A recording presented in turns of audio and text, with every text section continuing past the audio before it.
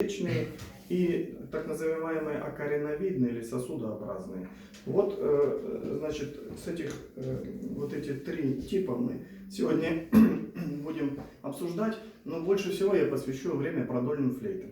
Начнем с простейшей флейты. Это обертоновая флейта, которую студенты, значит, двух консерваторий, это Санкт-Петербургской и Московской, обнаружили в 1980 году в Белгородской области. Вот, и название у нее там калюка или выгонка. В Сибири у нас так не называли, у нас называли просто дудка. Вот из своего детства я помню, что зонтичные растения вот такие мы срывали, сламывали, ножом отсекали острый край и здесь делали либо круглое, либо квадратное отверстие. Дальше языком вместо пыжа просто формируется верхняя щель, которая, как вы понимаете, вы все музыканты, здесь есть одна грань, которая называется лабиум. Что такое лабиум? Это вот когда мы посылаем воздушную струю, лабиум рассекает ее на две половинки. Скажем, такой нож, да, который воздух рассекает на две половинки. Половина воздуха идет в трубку, и воздушный столб трубки начинает звучать. Вот. Поэтому с детства я мальчишкой помню себя, что с отцом мы делали такие флейты. Называли их просто дудки. Это был сезонный инструмент, естественно, на нем поиграл и выбросил. Ну вот я вам немножко извлеку звук. Значит, что интересно, вот студенты двух консерваторий, фольклористы, которые ездили туда, значит, в Белгородскую область, они, значит, записали некоторые примитивные наигрыши, которые складываются из двух обертональных рядов. Первый обертональный ряд — это когда у нас открытая нижняя, вот это называется дульца, у любого флейтового инструмента дульца, да? Когда открытая дульца, у нас один обертоновый звукоряд. Вы, наверное, знаете все, что, да, у нас обертоны появляются в определенной последовательности. Ну, скажем, если мы возьмем нотку до, то следующий будет обертон до, следующий соль, потом до, потом ми, потом соль, потом си бемоль, потом си бикар и дальше микротоны. Там уже меньше полутона, поэтому мы дальнейшие обертоны не берем. Вот сразу вам это говорит о чем? О том, что чем ниже тембр любого инструмента, тем больше в нем состоит обертон. Да? Это вот очень интересное явление. Поэтому я вот сейчас немножко покажу вам обертоны. Ну, инструмент очень примитивный, сделал я его специально для поездки, 53 сантиметра, чтобы вручную кладь вашего 55 сантиметров длина в аэропорте. Поэтому все инструменты у меня 53 сантиметра и не более. Дома остались самые интересные, которые больше.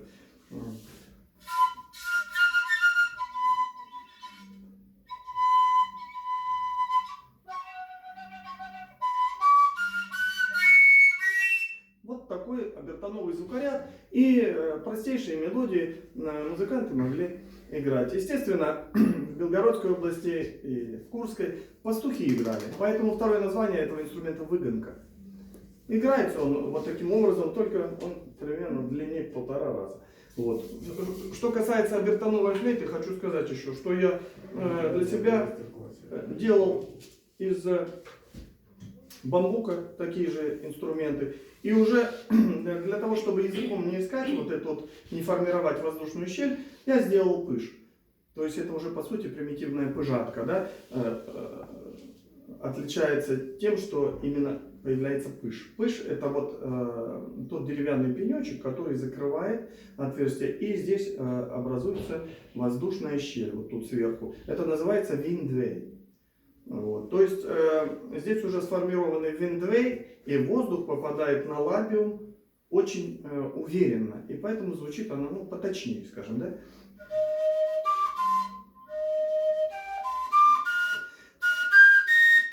Видите, сколько мы обертонов? Вот два обертоновых звукоряда. Вот на открытой один.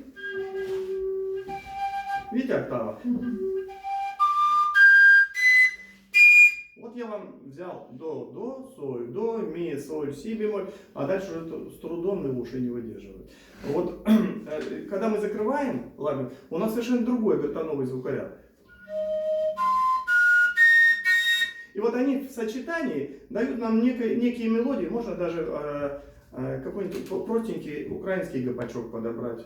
Этим пользуются музыканты и очень даже замечательно играют на этих обертоновых флейтах, чтобы вы понимали. Следующий тип флейты я немножко буду подсматривать, потому что у меня 19 наименований, хочу ничего не пропустить. Значит, следующий вид, это уже, назовем ее сапель диатоническая. Вот я покажу вам несколько вариантов.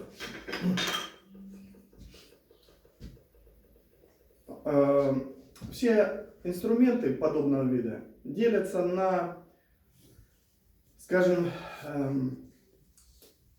вот бывает клювовидная форма, да, то есть скошенный край сильно, а бывает прямой край. Но вот у меня совершенно прямого края нет, я немножко скашиваю. То есть у меня какой-то средний вариант получается. Вот. Ну, в принципе, считается, что вот эта русская сапель, сопилка, это наш, так сказать, национальный инструмент, наша гордость. Вот. Естественно, описывая его, я хочу сказать, что звуковое окошко у него квадратное. И в большей степени русские инструменты народные имели квадратное звуковое окно. Вот. Есть несколько видов звуковых окон. Бывают окна круглые. Бывают окна с одной стороны закругленные, с другой стороны прямые, со стороны лабиума прямые. Бывают окна каплевидные. Вот каплевидные окна на, скажем, на китайской акарине вы всегда сможете увидеть. Вот китайские акарины распространены, можно в любом магазине сейчас увидеть. Там будет вот капелька такая, и вот острие этой капельки, вот это тот лабиум, на котором разрезается воздух. И, кстати, китайские акарины дают 1,5 октавы в звучании. Это вот, видимо, за много лет существования Китая, вы знаете, это самая древняя цивилизация практически на Земле, поэтому они вот выработали такую форму каплевидную. Значит, что еще хочу сказать о нашей сапели. Она изготавливалась из ивы, из другого плотного дерева. Часто сердцевина дерева была мягкая, ее могли выжигать, ее могли выдавливать прутом. Вот. И после того, как появляется у нас трубка, уже дальше остается либо вставить пыш, либо нижней губой или языком сформировать воздух, который будет приходить на лабиум и делиться напополам. Почему у нас флейта или, скажем, сапель играет сразу несколько обертонов? Потому что вот тот воздушный канал, который мы видим, вот он целиком весь, да? Если мы дуем в 2 раза сильнее, посередине возникает некая перетяжка, и инструмент звучит на октаву выше. Потом, когда мы даем следующий обертон, то делится на 3. Но это еще Пифагор делил струну, если вы знаете, на 2, на 3, на 4. Да, если вы почитаете об этом, вы узнаете, как образуется обертоновый звукоряд. Ну вот, на примере ре-мажорной сапели я вам покажу. И так далее. Понятно, да? Вот мы разделили напополам, на 3, на 4 и на 5. Значит, что еще можно сказать о сапеле? Это, пожалуй, самый распространенный в данное время инструмент, который присутствует почти во всех ансамблях. В чем отличие данного инструмента? Я стараюсь чаще делать миксолидийскую, то есть последний тон, шестое отверстие, делаю маленьким, для того, чтобы поиграть, скажем, если это флейта до мажор или там сапель, да, чтобы у нас и в ре миноре нам эта си бемоль будет очень нужна, и в фа мажоре она нам будет нужна, и в соль миноре. И получается, что, ну вот я возьму сейчас соль мажорную с миксолидийским строем сапель. Кстати, украинские сопилки, они больше делают свистковое устройство на тыльной стороне. Если устройство свистковое со стороны бороды, вы должны понимать, что это украинский или, скорее всего, белорусский инструмент.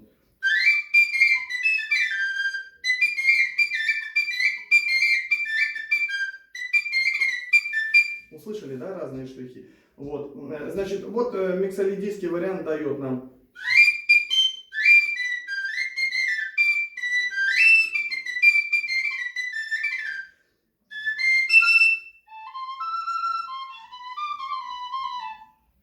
соль мажор, ля минор, до мажор.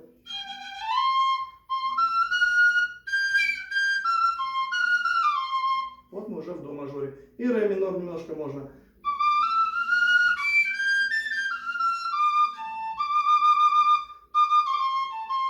Вот 4 тональности дают нам всего лишь одно уменьшенное отверстие.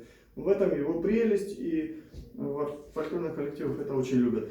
Так, значит, я перехожу к следующему типу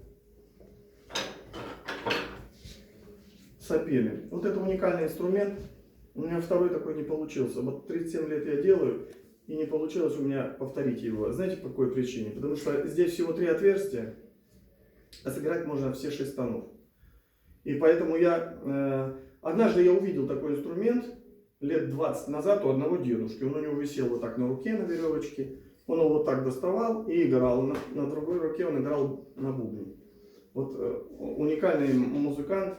И я даже, к сожалению, не записал, не запомнил его фамилии. Но на игрыше я вот сделал такую сапель и перенял его на игрыше, немножко поиграл. Мало того, мы можем взять другую руку ложки. Можно гармонисту, играя, просто взять левую руку и на ля мажорной гармонии играть себе аккомпанемент.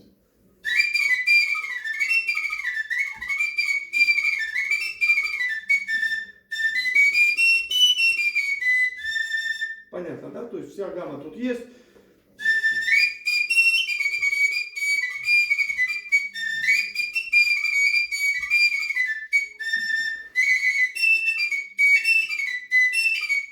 Вот такой уникальный инструмент, который вот ты играешь, и потом раз, всех поразил, раз, и заиграл опять на гармошке. Вот. Если сделаю второй, я обязательно подарю его сюда, в Несенку, потому что мне хотелось сразу сделать вам небольшой подарок. Вот я знаю, что всегда не хватает инструментов, поэтому вот эта ромажорная кореночка будет жить у вас здесь, в вашем, так сказать, сообществе. Я на ней поиграю и буду рассказывать о следующем инструменте.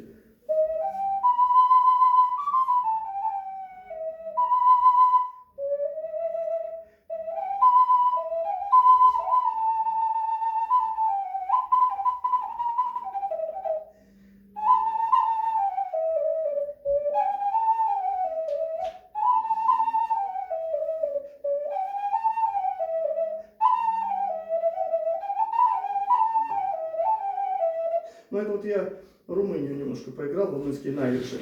Вот, значит, этот инструмент я передаю вам. Вы распределите на кафедру, решите, кому он попадет. Давайте мне сразу, я знаю его применение. Не тебе. Это нашему руководителю, который занимается изучением, так сказать, Нет, дело в том, что я подготовил второй подарок. Я вот для студентов института Шнитке точно такой же окарину, чтобы вы при встрече с ними могли поиграть дуэтом. Поэтому такой же точно инструмент второй должен оказаться в Шнитке. И там сзади есть вот инструменты Соловьев Александр, 2020 год. Так что пандемия делает свое дело. Я наделал довольно много и с удовольствием дарю. Значит, это студентам. Ксюша, найдете ему правильное применение. Спасибо. Да. Значит, что хочу сказать дальше. От сапели, значит, сейчас я не пропустить, сапель диатонименты, в особый тип инструментов, поскольку делаю я их и мои студенты делаем их из сибирского борщевика. Борщевик сибирский. Растение высотой до 2 метров, немного напоминает укроп, только очень толстое. Да? Бывают стволы, которые я даже рукой обхватить не могу. Вот. Но я, к сожалению, сюда не мог такие взять. У меня есть такие флейты, которые толщиной с руку. И длиной до 70 сантиметров. Вот. Я хочу сказать, что в принципе, если вдуматься, то это обыкновенная сапель. Но и необыкновенная, потому что за 37 лет общаясь в фольклорной среде, я ни у кого не увидел таких инструментов. Увидел калюки только, без отверстий игровых. А здесь, значит, я подумал, что калюку надо усовершенствовать. Мы же идем все, так сказать, в 21 век, и вот это желание усовершенствовать калюку привело меня к тому, что я, естественно, попробовал сделать в ней 6 или 7 отверстий, вот 7 иногда бывает. Я вам объясню для чего. Значит, вот эти, значит, флейты, мои студенты назвали их болотными флейтами. Было желание назвать их борщевиковая флейта, или в народе это растение называется пучка. А вы знаете, почему борщевик сибирский называют? Борщевик, потому что в борщ крошили хозяйки, так же, как любую травку, кидали в борщ.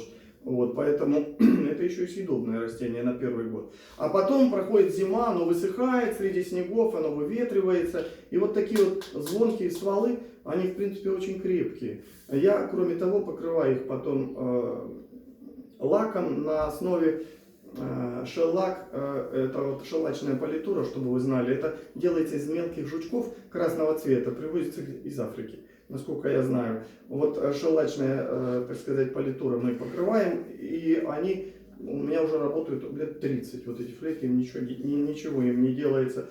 Вот. Ну, поскольку студенты решили назвать их болотными флейтами, мы возле болот и собирали с ними, собственно, вот это. Поэтому так и прижилось. Болотные флейты — это болотные флейты. Если вы захотите назвать по-другому, или кто-то из вас напишет научную статью по поводу этих инструментов, я хочу сказать, что я сделал целое семейство этих инструментов, начиная от басового, который вот едва-едва у меня самый большой парень достает до последних отверстий. Вот. И заканчивая флейтой, которая меньше этой в половину. Я, к сожалению, не смог взять все с собой.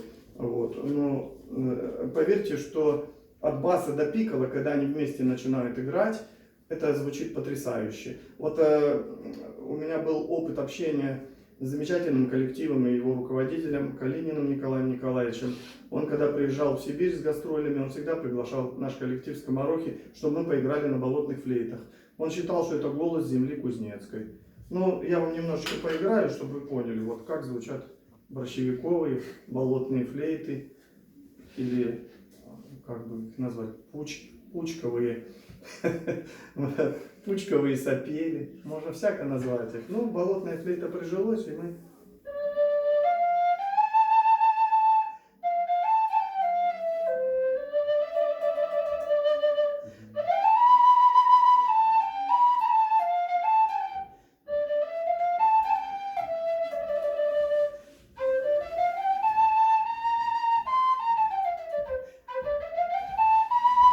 Вот здесь вот я схитрил, сделал 7-ю высокую и 7-ю низкую ступень, чтобы можно было или так играть. Следующую октаву наверх перед дуванием они играют очень плохо.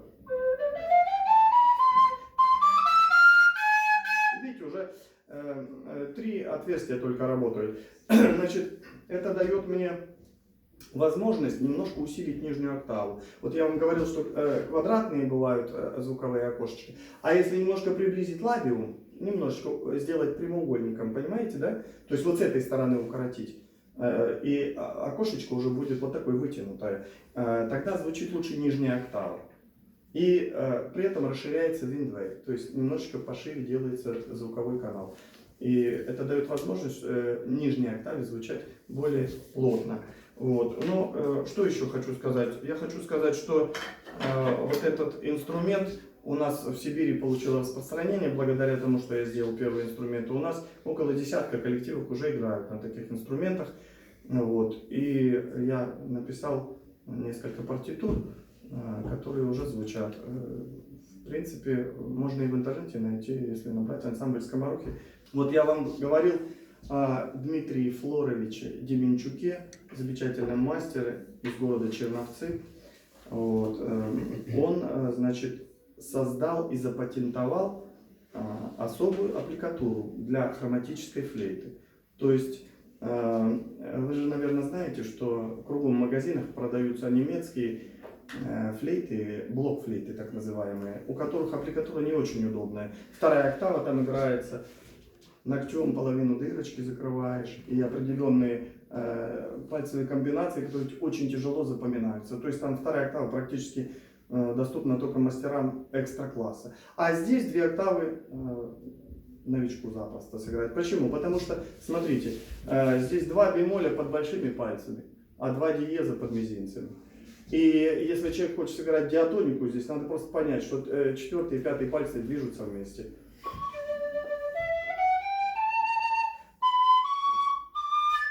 Вот. А если мы начинаем разделять, и есть единственный полутон, который надо сыграть особым образом вилочкой. Это соль диез. Вот я сейчас покажу хроматическую гамму, вы внимательно посмотрите. И, по-моему, студентам-гнесинке достаточно одного раза для того, чтобы понять, как здесь можно извлечь хроматизм.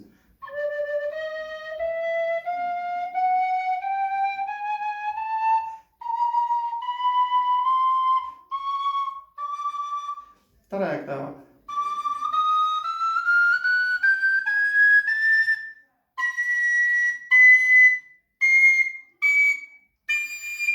Все услышали, да? Чистейший совершенно строй. Это вот благодаря тому, что вот придумал такую аппликатуру наш славянин, украинец Дмитрий Флорович Деменчук.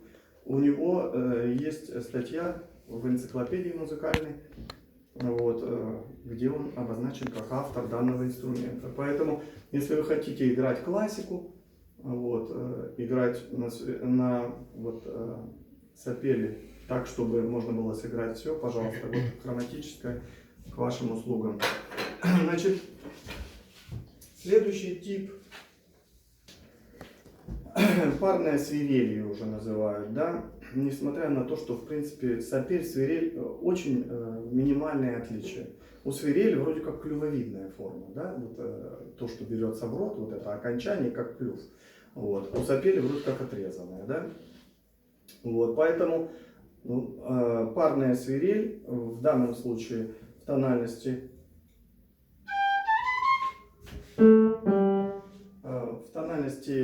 наверное, до мажор, если соль, ля, си, до, ре, и до, ре, ми, фа, соль будет, да? Ну вот, в народе она, в принципе, у нас не скреплялась. Я скрепил, потому что, опять же, мы говорим о модернизации и при переходе к более современным музыкальным инструментам. Как правило, были две маленькие дырочки на веревочке. Они могли носиться на шее вот так вот, и вот так брали и играли. Их можно было раздвигать, сдвигать, это тоже давало определенный эффект. Вот. Ну, я вот их скрепил вот таким образом и заклеил. Поэтому мне играть на таком варианте удобнее.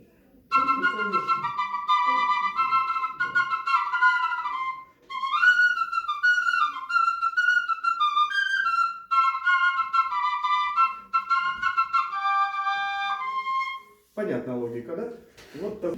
4 я не пытался. Но тоже, наверное, теоретически возможно. Если в одну руку взять 2 и в другую 2, то, наверное, тоже можно. Но вот я попробовал, ну просто вот по ходу, даже из испорченных инструментов, видите, я дырочки заклеил.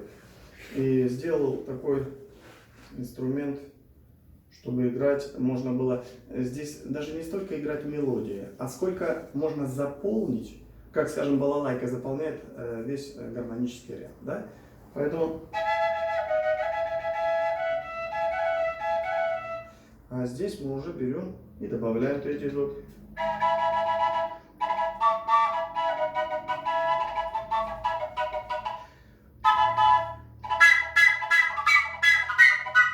Можно 2 октавы баловаться, да? То есть мы сразу на передувание идем. Поэтому вот такая тройная свирель, конечно, инструмент уникальный, ни у кого еще такой не видел, поэтому вот вы можете говорить, что в Сибири есть такой замечательный музыкальный инструмент, тройная свирель. Правильно, ночью перед полетом сюда, поэтому он даже не проверен на 2 человек. Сейчас вот я приглашу Андрея, мы попробуем с ним сыграть. Ну вот, значит, у тебя в до мажоре получается. У меня в до. Видимо, да, потому что у меня в соль. Ну вот поиграем мне камаринскую. Ми, фа, ми, ми, ре, ре, ми. Так, вот так.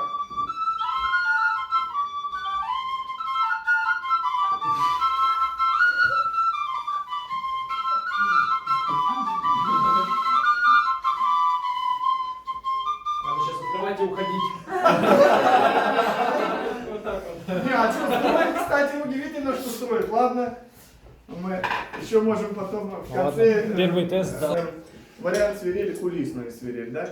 Здесь, собственно, ничего хитрого. Там внутри ходит поршенек, он на металлическом гвозде, он даже вот у меня ржавый немножко, вот, сделано из эбонита. Вы знаете, что эбонит — это перевулканизированная резина, да, пережженная. Вот. Но он хоть очень хорош для музыкальных инструментов, из него даже кларнеты, гобои делают. Поэтому нам сам Бог велел пользоваться эбонитом. Вот такой вот у него вариант.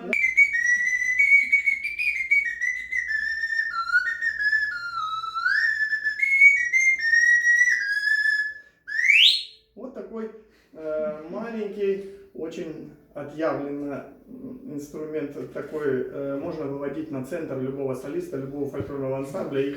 Вот, один из них сделал я, вот этот большой голенище. Вот этот маленький, значит, я нашел на одной из мастера глиняной игрушки, делают вот такие сапожки. И я хочу сказать, что я долго колебался, куда же мне его все-таки отнести, этот инструмент.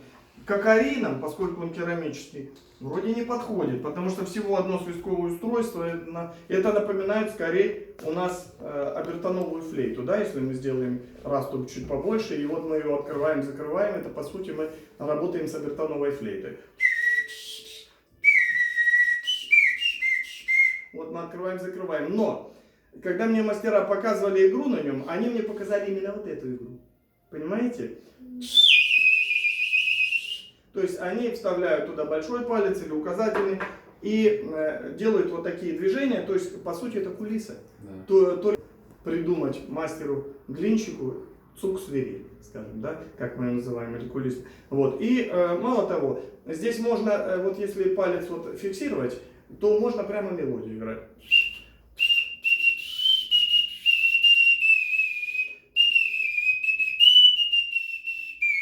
Ну, тут надо потренироваться, просто так. Только надо теперь объяснить, что к подворотку прижимаете. Да. Прижимаем подбородочку не вот так, да, а вот так вот прижимаем подбородочку. Вот. На середину нижней губы здесь вот есть грань, где кожа красная от беленькая. Вот на эту грань вы ставите. Значит, к бороде прижали и языком не надо ничего говорить, просто открытая. И при этом, смотрите, диафрагма. Диафрагма очень быстро сокращается. Пробуйте, девочки. Извлечь. Вот, шикарно. У вас очень большое отверстие, надо его прибирать, маленько делать. Вот, сами. Поизвлекайте. Ну, в колпачке-то до ручек все же дули. Вот и молодцы. Вот. Да, к бороде, к бороде. К бороде, вот так вот. Да. И знаете что, вы очень слабо дуете, да? Прям. Вот, пониже чуть-чуть, пониже. Сейчас, Валерий Константинович. Я поздороваться и выразить свое почтение. Да. А мы здесь с тобой будем. А у тебя нотки, вот смотри, у меня тоже здесь такие же. Ми, фа, ми, ре, ми. Смотри, ми, фа, ми и две ре. И на ми вернулись. Попробуем. Даже если они сейчас не получаются, ты просто дуем так. И все равно, а мы чуть-чуть подпоем. Ми, фа, ми, ре, ми. И уже у нас камалецкая получится. Давайте попробуем. Я сейчас, знаете, главный игрок это корифей, который заигрывает всегда, и который выкрикивает слоги фи, ка, вот в определенной, на определенные нотки. Ну вот я сейчас заиграю камалецкую, а вы попробуйте со второй фразы меня поддержать. Смотрите, я играю там, а вы фи, ми, фа, ми, ре, ми, а ты до, ре, до, соль, до. Пробуй.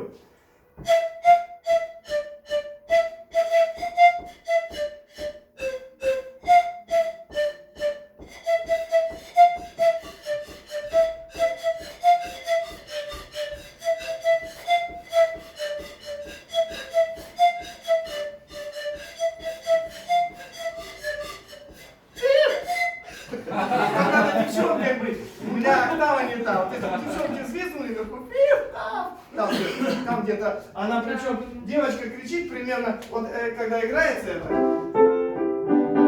она где-то здесь. То есть в октаву кричит она вверху, и вот это, значит, это называется сполукания такие, да? Вот. Ну давайте попробуем мальчишкам дать. Ну-ка, Андрюшка, с Вовкой на пару. У тебя ми, фа, ми, ре, ми, у тебя до, до, соль, до. Проверим, что вы.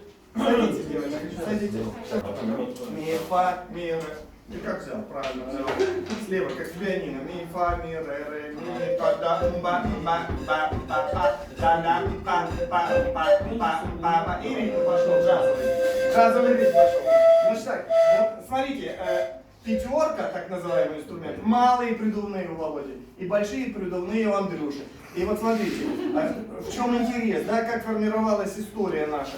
Вот у нас же не всегда делилась мелодия, бас, аккомпанемент, да, заполнение и так далее. Вот здесь мелодия, она же исполняет функцию баса, как бы, да, а они играют на слабые доли и заполняют там гармоническое заполнение. Они как бы догоняющие. Я опережающий, а эти два товарища догоняющие. Они меня догоняют. На «и», да, как бы. Ну вот сейчас мы командой вам попробуем.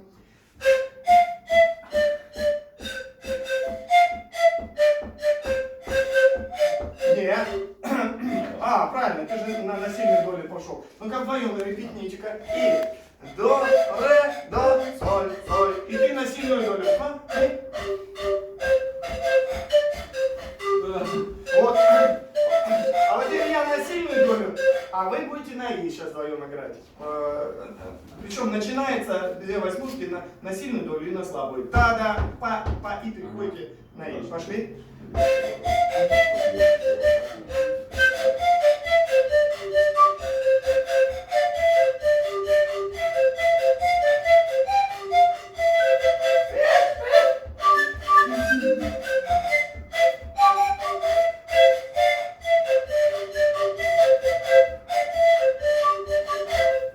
В Белгородской области вас, конечно, вы обсвистали уже. Садитесь.